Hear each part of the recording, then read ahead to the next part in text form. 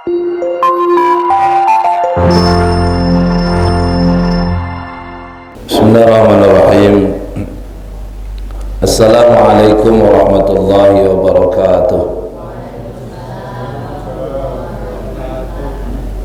Bismillahirrahmanirrahim wa syukurillah wassalatu ala rasulillah wa ala alihi wa sahbihi wa mawalah, la hawla wa la quwwata illa billah.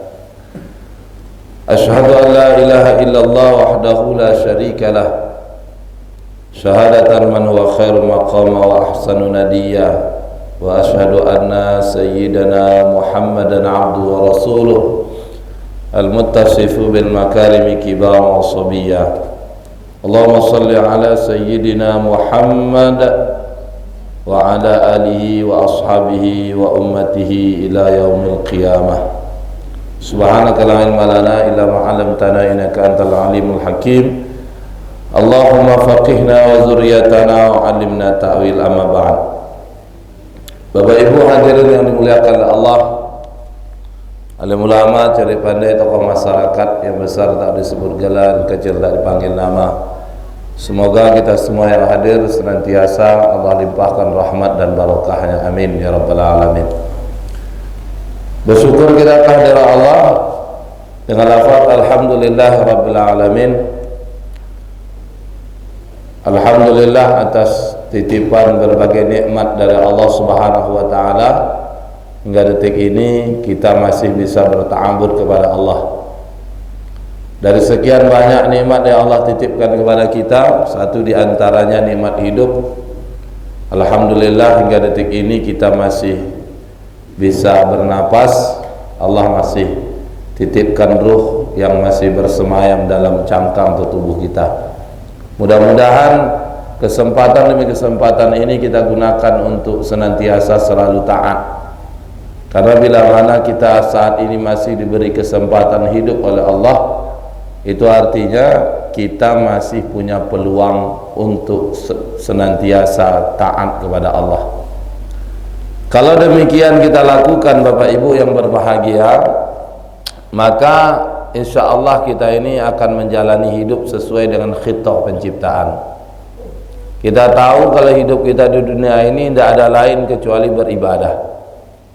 Kalau bukan dalam rangka beribadah, maka Allah tidak ciptakan kita. Wa ma khalaqtul jinna wal insa illa liya'budun. Jadi tujuan Allah ciptakan kita itu semata-mata beribadah. Ibadah tentu tidak sekedar hablum minallah, tapi juga mesti hablum minan nas. Bekerja itu bagian dari ibadah. Mengurus anak, mengasuh anak, mengurus rumah tangga bagian dari ibadah. Berinteraksi dengan tetangga dan lainnya itu juga beribadah. Termasuk ketika kita melakukan transaksi jual beli bisnis, itu juga harus tujuannya dalam rangka beribadah. Nah, oleh karena itu Bapak Ibu, disinilah salah satu urgensi pentingnya kita membahas muamalah. Karena salah satu tuntutan kepada kita untuk beribadah itu dalam hal berbisnis, bermuamalah. Maka muamalahnya mesti syar'i. Bagaimana supaya syar'i? Mau tidak mau mesti dibahas, dikaji, dipelajari. Ya, dibahas, dikaji dan dipelajari. Dengan begitu insya Allah muamalah yang kita lakukan akan syar'i. Dengan begitu ketika kita bermuamalah, maka muamalah kita akan sesuai dengan khitah penciptaan, yakni beribadah kepada Allah Subhanahu wa taala. Bapak Ibu yang berbahagia, malam ini kita lanjutkan alasan ketiga kenapa muamalah ini kita bahas. Pertama, kemarin karena konsekuensi dari keimanan. Maka dorongan keimanan inilah kita mesti bermuamalah yang syar'i. Karena kita tahu muamalah yang syar'i itu bagian dari syariat, hukum syarak.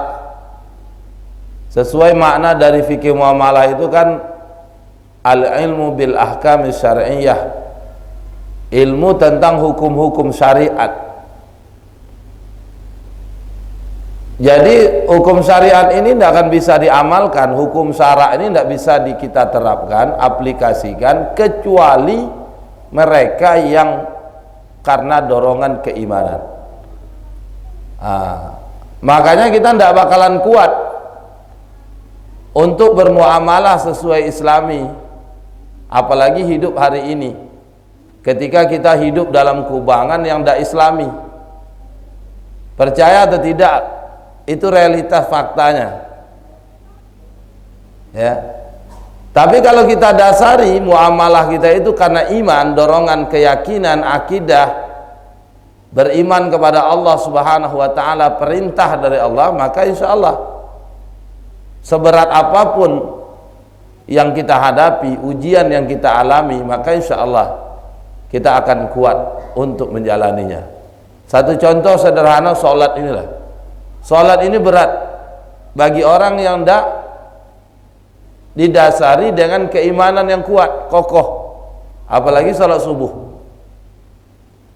ya, barbel 100 kilo, 50 kilo kuat untuk diangkat. Bagi orang yang terbiasa itu ringan, tapi kalau mengangkat selimut yang mungkin berapa, nak nyampe sekilo beratnya, itu ternyata jauh lebih berat.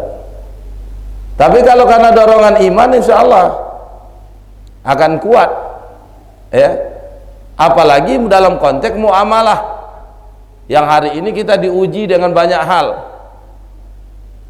Membeli sesuatu mesti harus syar'i, memiliki sesuatu harus halal, akadnya harus sah. Kalau tidak boleh kredit tapi harus syar'i. Kalau tidak mesti cash atau walaupun butut yang kita beli, misalkan kendaraan. Sementara lingkungan hari ini yang tidak Islami, ya, kalau tidak dengan cara seperti yang dialami hari ini, kapan punyanya? Kan begitu yang kita jumpai.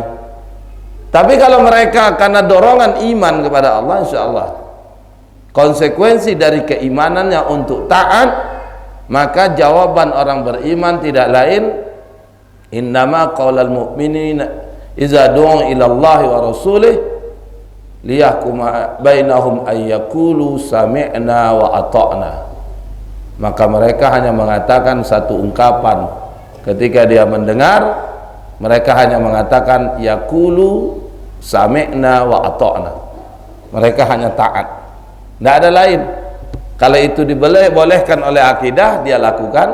Kalau itu dilarang oleh akidahnya, dia tinggalkan. Ini yang pertama kita udah bahas. Yang kedua, kalau muamalah ini kita kaji, kenapa? Karena solusi atas masalah, ya. Muamalah syar'i ini solusi atas masalah muamalah yang tidak syar'i hari ini. Jujur kita mengatakan kalau hari ini banyak masalah kita jumpai dalam transaksi bermuamalah, itu karena muamalah kita tidak syar'i, tidak sesuai dengan Al-Quran dan Sunnah, begitu. Tidak sesuai dengan syariat, aturan yang Allah turunkan. Maka tidak heran masalah demi masalah. Tapi kalau kita kembalikan muamalah itu sesuai syariat apa yang diturunkan oleh Allah, seperti yang Allah ungkapkan, wa nazzalna 'alaikal kitaba tibyanan likulli syai', surah ke-16 ayat 89 itu, maka aturan yang Allah turunkan ini sebagai solusi. Muamalah yang syar'i itu menjadi solusi, ya. Nah, apalagi para ulama juga telah mengungkapkan as-syari'atu hiya mu'alijatul limusyakilil insan. Syariat itu solusi atas muskil, masalah yang ada pada diri manusia. Kalau hari ini kita banyak jumpa masalah dalam bermuamalah, kredit mesti riba, itu kenapa? Karena tidak syar'i. Ngutang harus bertambah, itu kenapa? Karena tidak syar'i. Kebiasaan mama misalkan main arisan, ada duit bukunya, kenapa? Karena tidak syar'i. Kalau mau buat usaha, bisnis, mulai bisnis, butuh modal, pasti ngutang, itu kenapa? Karena tidak syar'i, ya. Secara akal memang orang ngasih ngutangi duit puluhan juta, ratusan juta, masa dikasih cuma-cuma?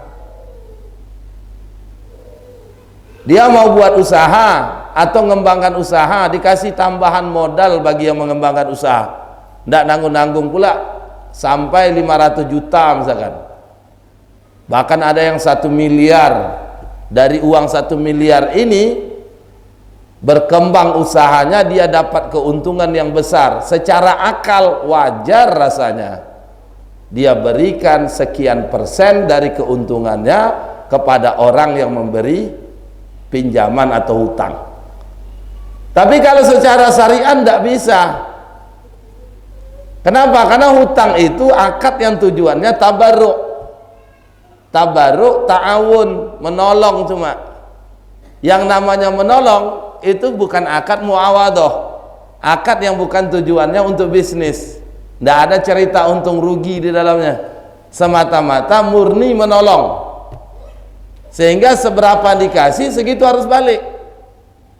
Andai kan kita modali dia, kita hutangi dalam bentuk uang, dia gunakan untuk modal usaha, meski jumlahnya sampai ratusan juta, miliaran bahkan, ya kalau andai kan 1 miliar dikasih 1 miliar balik, karena judulnya itu akadnya qad utang. Tapi kalau pakai konsep syariah apa? Diubah akadnya menjadi akad syirkatul mudharabah. Misalkan syirkah dalam hal permodalan, yang memodali uang 1 miliar 100 juta itu dikembangkan, yang mengembangkan namanya pengelola mudharib, yang memodali namanya sahibul mal atau rabbul mal. Untung dinikmati bersama, rugi ditanggung sesuai porsi modal.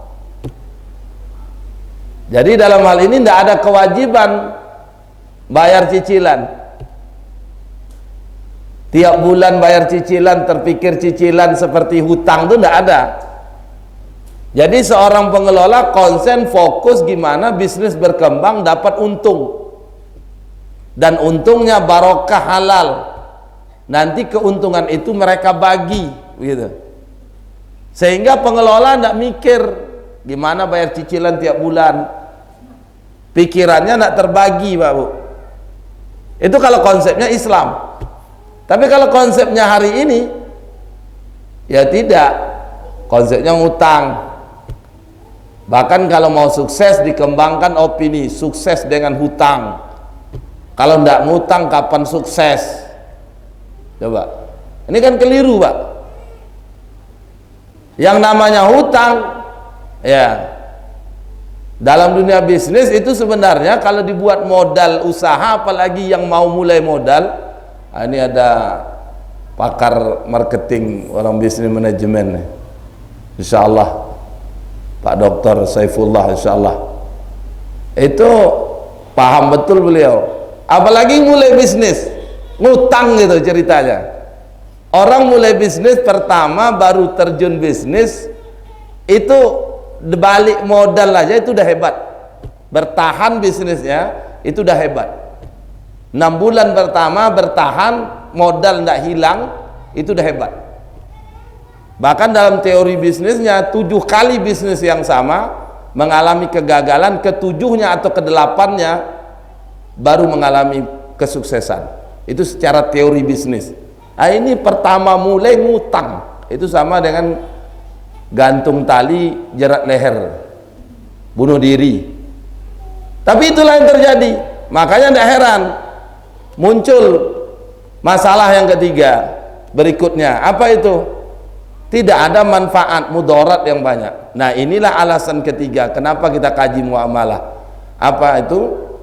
Karena dengan mengkaji muamalah itu akan mendatangkan maslahat, ya, akan datangkan kebaikan. Selama ini lewat bisnis yang hari ini muamalah yang tidak syar'i, bukan maslahat yang datang, tapi yang datang apa? Mudarat. Contohlah bapak ibu yang pernah berhutang, sakit tidak kepalanya? Sakit, Pak. Walaupun hutangnya dikit, Dia sebenarnya hutang banyak, hutang dikit sama aja, sama-sama wajib dibayar, sama-sama memberatkan beban pikiran. Ya, kita ngutang 100 juta karena kita punya aset senilai dengan 100 juta. Mereka yang berhutang sampai miliaran karena asetnya segitu juga. Maka orang berhutang 1 miliar sesuai asetnya, yang mengutang 100 juta sesuai asetnya. Maka yang berhutang 1 miliar sama 100 juta secara bebannya sama. Gitu. Maka kalau sudah beban pikiran berat, nah bukan maslahat yang datang. Makanya kalau dibilang sukses dengan hutang, mudarat. Oleh karena itu kalau muamalahnya syar'i apa? Mendatangkan maslahat. Ini yang sesuai yang Allah ungkapkan dalam firman-Nya dalam surah Al-Anbiya itu, di mana Allah mengatakan dalam firman-Nya, "Wa ma arsalnaka illa rahmatan lil alamin."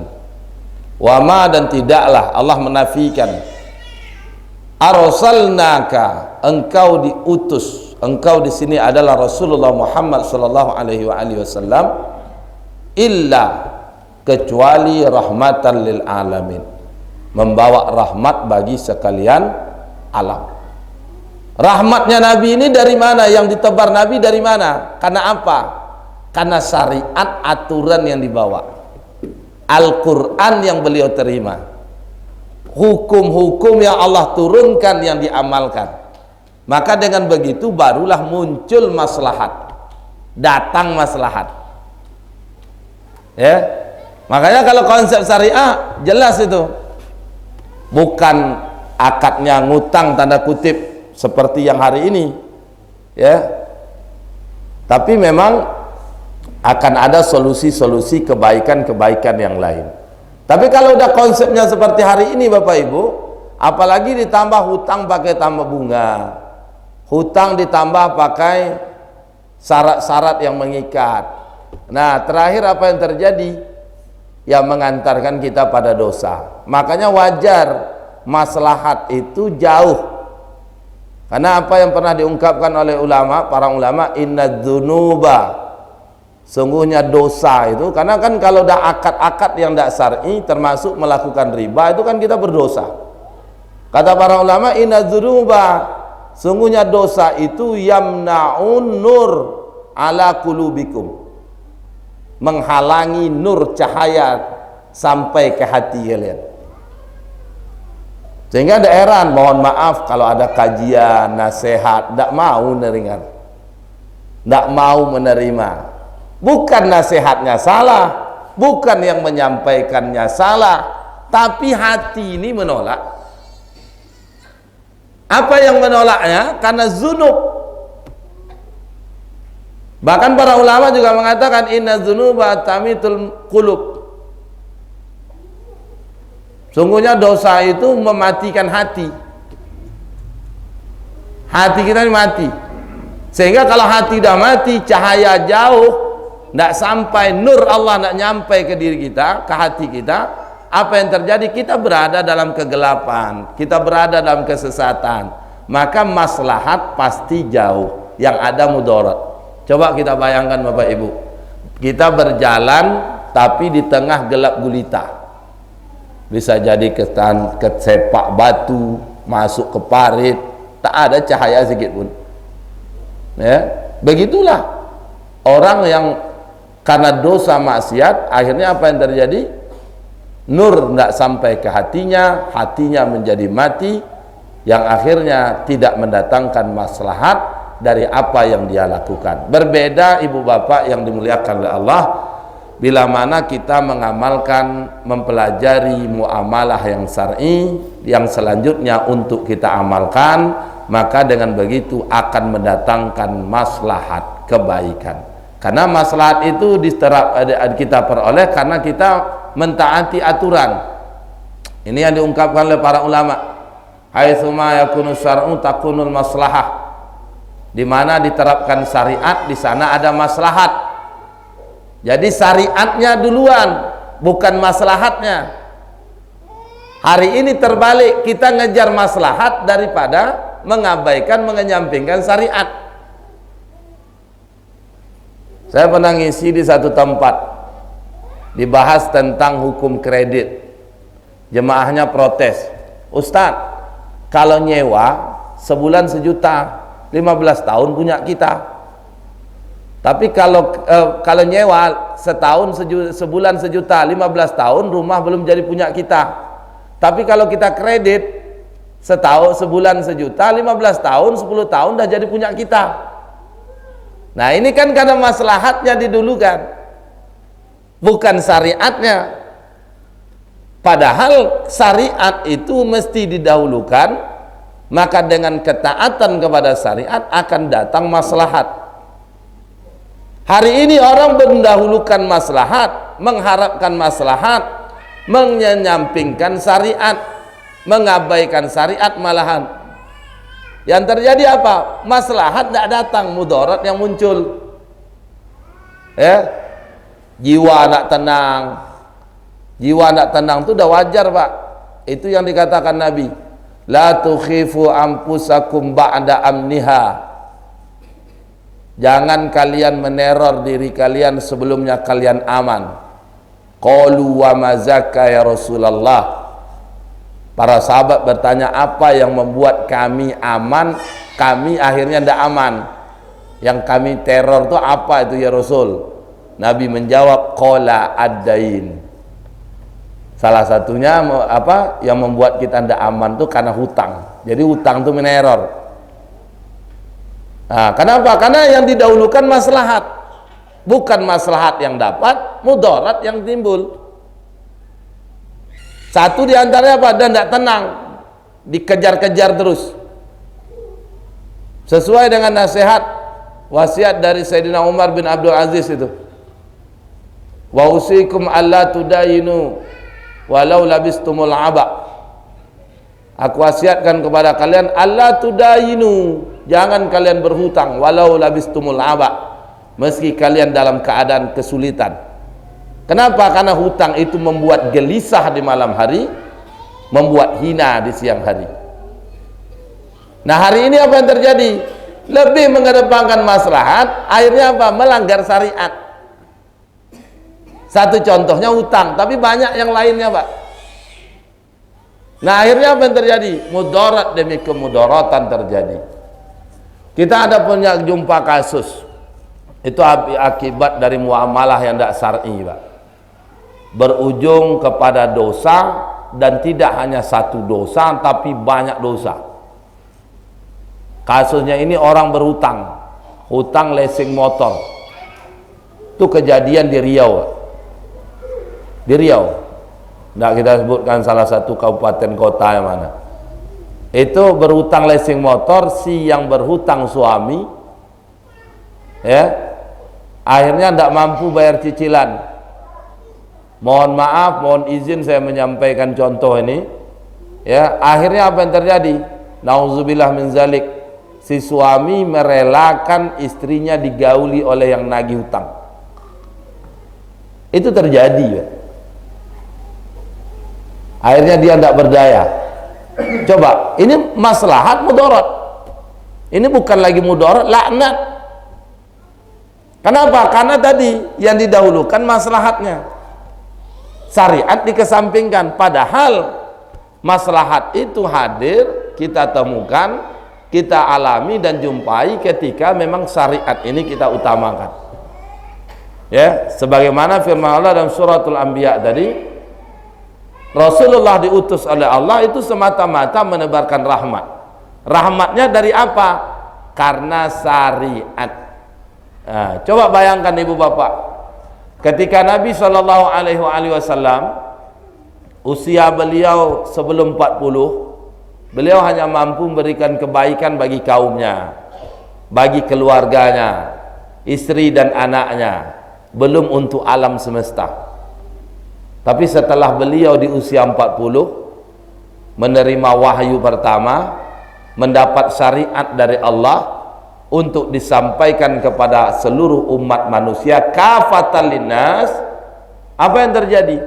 Karena syariat inilah menebarlah yang namanya rahmat atau kebaikan. Makanya Allah juga banyak dalam ayat Al-Quran mengungkapkan, wa atiullaha wa atiur rasul la'allakum turhamun. Rahmat itu apa? Bila mana kita taati Allah dan Rasul. Dalam konteks muamalah, bermuamalah yang syar'i, maka muamalah kita akan mengantarkan kita pada maslahat atau kebaikan. Sebaliknya, kalau muamalah kita tidak syar'i, maka bukan kebaikan maslahat yang kita dapatkan, tapi kemudaratan demi kemudaratan. Tak ubahnya begini, orang berharap maslahat tanpa syariat itu seperti orang berharap kenyang tanpa makan. Jadi dia pengen kenyang tapi tidak makan. Kenapa? Maslahat itu efek positif, akibat dari melakukan sesuatu yang sisi positifnya. Kalau negatifnya mudarat.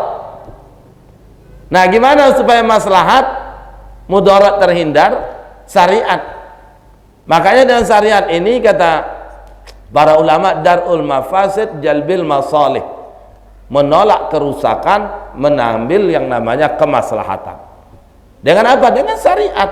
Itulah disebut dengan rahmatan lil alamin. Maka kalau muamalahnya syar'i, maka melahirkan maslahat, melahirkan rahmat, kebaikan demi kebaikan. Tapi sebaliknya, muamalah yang tidak syar'i mengantarkan kita pada kemudaratan dan kerusakan.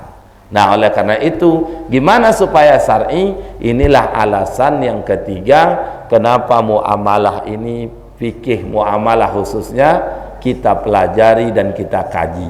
Dengan mengkajinya kita paham, dengan memahami ada dorongan untuk mengamalkannya. Karena hukum asal dari ilmu dipelajari itu untuk diamalkan, bukan sekedar pemahaman, pengetahuan, tapi memang paham diamalkan. Karena al ilmu itu fahmun, pemahaman.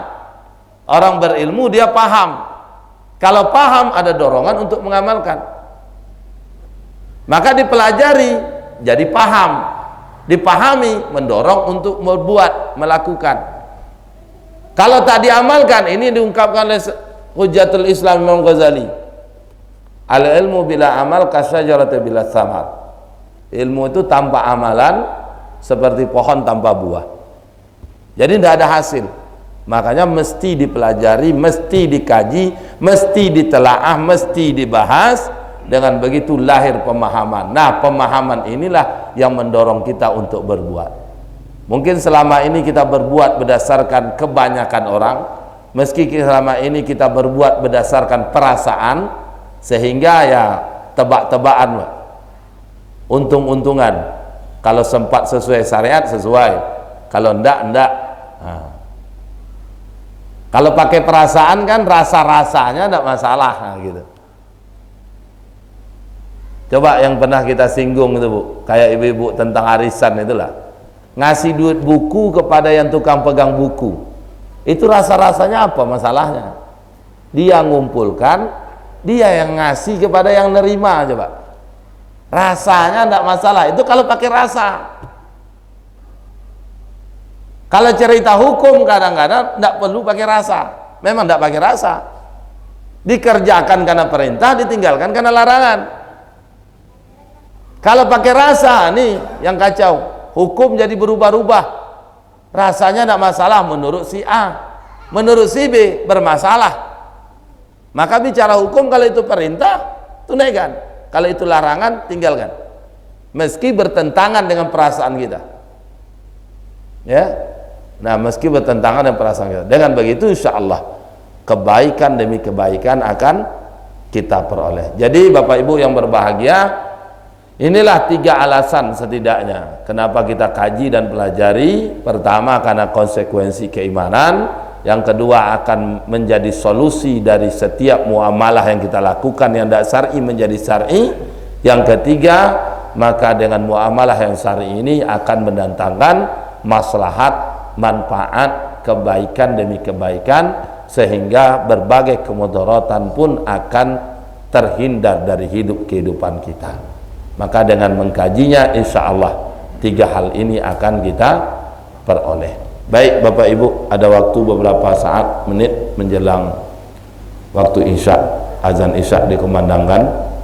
Bila mana Bapak Ibu ada yang mau sharing, dipersilakan. Ada waktu berapa menit? Lebih kurang ya sekarang ya sekitar 11 menit. Silakan kalau ada yang mau sharing tentang muamalah. Ya.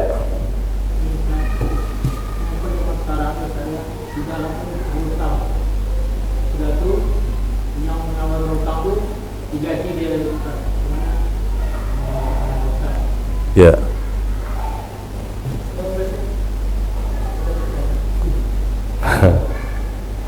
Ya, ada yang lain? Kenapa digalakkan sekarang ini berutang? Ya. Kredit yang syar'i. Ya. Ibu-ibu ada? Mama?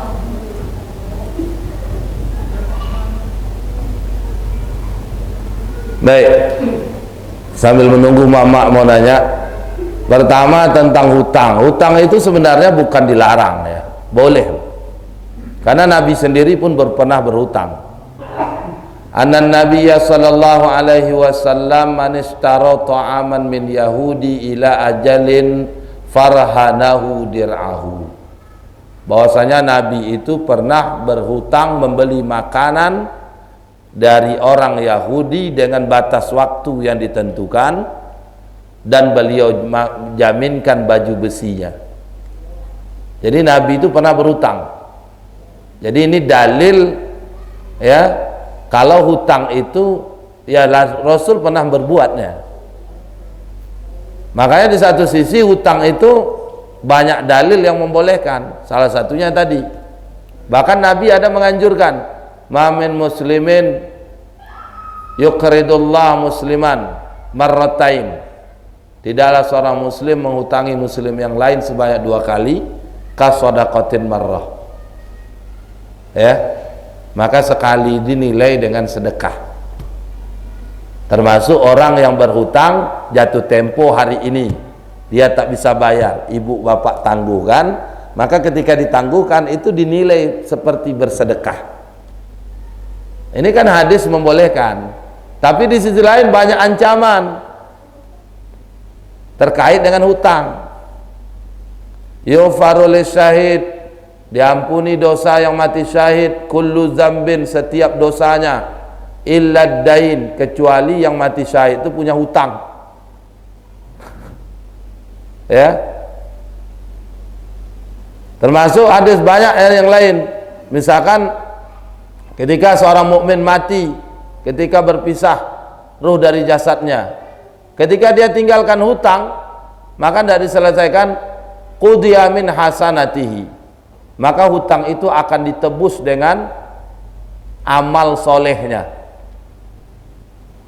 Dan banyak lagi hadis yang lain celaan terhadap berhutang. Maka para ulama misalkan dari 2 hadis ini, ada yang mencela, ada yang membolehkan.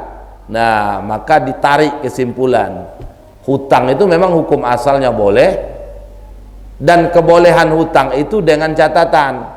Pertama, ya, hutang itu misalkan orang yang berhutang berniat untuk melunasinya. Jadi jangan berhutang tak berniat untuk melunasi. Yang kedua, yang berhutang yakin kalau hutangnya itu bisa dilunasi. Makanya seperti Nabi tadi, Nabi hutang makanan, dia jaminkan baju besinya, maka baju besi ini bisa dijual. Andaikan beliau tak mampu bayar, maka bisa dijual untuk menebus hutang tadi. Yang ketiga, hutang itu tak melanggar syariat, ada syarat-syarat yang mengikat. Dengan begitu hutang jadi boleh, gitu Pak. Nah, cuma hari ini kenapa begitu digalakkan hutang, seakan-akan tidak ada solusi lain? Karena ini strategi penjajahan, Pak. Mohon maaf, termasuk negara kita, anggaran APBN kurang, defisit. Solusinya apa? Ngutang. Hutang itu tidak ada yang gratis, tidak ada makan siang gratis, semua ada syarat. Makanya mohon maaf, Kalau saya sampaikan, kenapa sumber daya alam kita di Indonesia ini yang banyak, bukan kita yang ngelola semua, tapi banyak dikelola oleh asing, notabene misalkan barat, asing dalam artian Cina misalkan. Itu kenapa? Karena kita hutang, pintunya lewat hutang. Makanya hutang ini penjajahan gaya baru. Dulu orang menjajah lewat fisik. Hari ini negara-negara maju menjajah negara berkembang itu lewat hutang. Makanya hutang itu diberi, Pak, kalau tujuannya ada profit itu tidak niat baik. Beda gini, Bapak ada keperluan, berapa Bapak perlu? 1 juta kasih.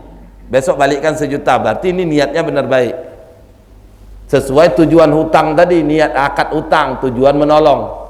Tapi kalau Bapak dihutangi 1 juta, harus balikkan tertentu, itu bukan tujuan baik, tujuannya untung. Bukan nolong, itu mencari untung. Itulah strategi penjajahan.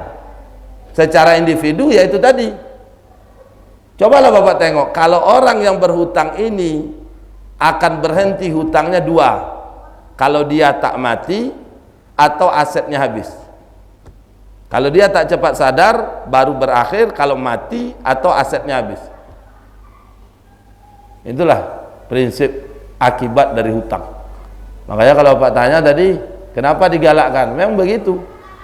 Cara-cara orang ingin menguasai sesuatu, kecuali kalau hutangnya pokok hutang dikasih, pokoknya dikembalikan, nah itu benar hutangnya. Nah, hari ini ada enggak hutang kayak gitu? Kamak surang, Pak. Sedang sama saudara pun ada. Kadang-kadang sama orang tertentu supaya syar'i, hutang 1 juta balik 1 juta plus seikhlasnya. Nah, ditambah seikhlasnya. Ini ikhlas melakukan keharaman, riba. Itu yang pertama. Yang kedua, tentang solusi apa tadi?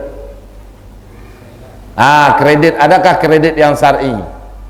Saya tidak berani mau jawab. Kenapa? Syar'inya kredit itu minimal ada 3 syaratnya. Pertama, tidak terjadi multi akad. Multi akad itu seperti yang ada di leasing. Leasing itu kan sewa beli, Pak. Sewa akadnya ijarah, beli akadnya baik. Makanya kalau udah leasing tidak bakalan syar'i itu. Leasing syariah tidak bakalan syar'i, itu lucu istilahnya. Yang nama leasing pasti tidak syar'i. Kenapa? Double akad. Dasarnya apa? Hadis riwayat Imam Ahmad. Nah, Rasulullah sallallahu alaihi wasallam an safqataini fi safqah. Nabi melarang 2 akad 1 transaksi.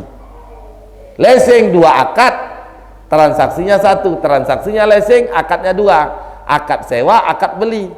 Di mana kita tahu nyewa? Kalau kita bayar cicilan. Di mana kita dianggap beli? Kalau cicilan lunas. Makanya kalau tidak lunas, tak bisa bayar cicilan, nunggak, disita. Maka kalau udah ada disita, berarti itu udah akadnya double. Yang kedua, kepemilikan atas barang harus sempurna. Karena syarat dari jual beli milkut tam. Jual beli itu kredit tunai sama tidak tunai sama kepemilikannya. Yang membedakannya cuma 1, sistem bayar. Ini air berapa sebotol? 3.000. Ya. Ada duit, ambil airnya, bayar duit 3.000. Berarti tunai. Tapi air ini 100% punya orang yang beli. Atau begini, ini air berapa? 3.000. Ambil ya, besok pagi saya bayar. Air ini kan tetap 100% milik yang beli kan? Itu namanya milkut tam, kepemilikannya sempurna. Orang yang membeli, si pembeli harus memiliki barang yang dibeli, baik tunai maupun tidak 100%. Kalau sudah tidak 100%, itu menyalahi prinsip dalam jual beli. Contoh, kalau ada jual beli menahan sesuatu barang yang dibeli, itu sudah tidak tam, sempurna kepemilikan. Beli motor misalkan, BPKB-nya ditahan.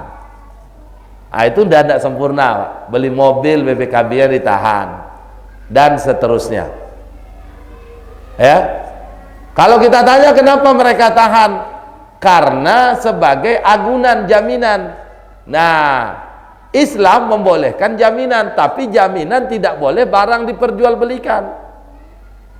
Misalkan beli motor, kalau dicicil sampai 22 juta, punya tanah kapling nilai harganya misalkan 40 juta, maka tanah kapling ini jadi jaminan, bukan BPKB motor. Ini bukan berarti tidak boleh jaminan, boleh, tapi jangan barang diperjualbelikan. Kalau barang diperjualbelikan maka tidak ada milkut tam, kepemilikannya tidak sempurna sehingga menyalahi prinsip dalam jual beli. Yang ketiga, tidak boleh ada tambahan harga setelah harganya disepakati. Boleh bertambah sebelum disepakati. Contoh, beli sekarang bayar 3.000. Bisa aku beli dulu, bayar besok? Boleh, tapi kalau besok kau bayar 5.000. Oke, enggak apa-apa, berarti kan bertambah. Sepakat, penambahan itu boleh. Tapi setelah sepakat 5.000 tak boleh bertambah lagi. Ternyata janjinya besok sore tak bisa bayar. Oh, kena denda 1%, 10%. Maka denda itu kalau disepakati namanya riba jahiliyah. Maka dalam syarat yang ketiga, dalam kredit itu tidak boleh ada riba jahiliyah. Riba itu yang bentuknya apa? Denda atas keterlambatan. Walaupun bapak ibu memastikan tidak kena denda karena misalkan pegawai, karyawan potong atas dari gaji bulanan, tapi kalau sudah disepakati, disyaratkan ada denda atas keterlambatan, berarti akadnya sudah rusak. Kenapa rusak? Mensyaratkan adanya transaksi yang Allah haramkan, yakni riba. Maka akad itu tidak syar'i lagi. Maka dari itu syarat ketiga mesti ada. Pertanyaan baliknya kepada yang nanya, kira-kira ada tidak kredit yang bebas dari tiga ini? Kalau ada syar'i, sama-sama kita cari. Besok kalau abang ketemu kasih tahu ke saya. Saya pun mau kredit kalau terpenuhi tiga ini. Tapi sepengetahuan saya belum saya jumpai. Tapi mana tahu sependek pengetahuan saya, ya belum saya jumpai terpenuhi tiga nih. Kalau abang besok ketemu kasih tahu. Sama-sama kita rekom nanti. Ya, ini ada kredit syariah, tidak pakai sita, tapi pakai bunga. Mana syar'i? Bunganya mana? Denda. Dendanya tak kami ambil, cuma bentuk sanksi saja. Jadi denda dikumpulkan, dibayar untuk siapa? Disalurkan ke lembaga zakat misalkan. Boleh disalurkan lewat kami, boleh langsung menyalurkannya sendiri. Itu dah mensyaratkan denda, mensyaratkan riba, namanya jahiliyah. Itu sama-sama dilarang. Maka dari itu kalau aman dari tiga ini syar'i dia, kalau enggak syar'i dia. Baik, saya kira demikian. Terima kasih. Wallahu a'lam bishawab. Akhirnya mak-mak tak kebagian bertanya, kalau ada tunda aja pertanyaannya. Saya kira demikian, insyaallah pertemuan selanjutnya kita bahas seputar masalah harta, ya, seperti waktu biasa ini. Baik, kepada Allah saya mohon ampun, pada Bapak Ibu mohon maaf karena waktu Isya sudah masuk. Mari kita tutup majelis kita pada kesempatan ini membaca tasbih kafaratul majlis dan ucapan hamdalah. Astaghfirullahaladzim, astaghfirullahaladzim, astaghfirullahaladzim. Bismillahirrahmanirrahim. Subhanakallahumma bihamdika nashhadu an la ilaha illa anta nastaghfiruka wa natubu ilaik. Alhamdulillahi rabbil alamin. Wa billahil hidayah wa taufiq. Wassalamualaikum warahmatullahi wabarakatuh.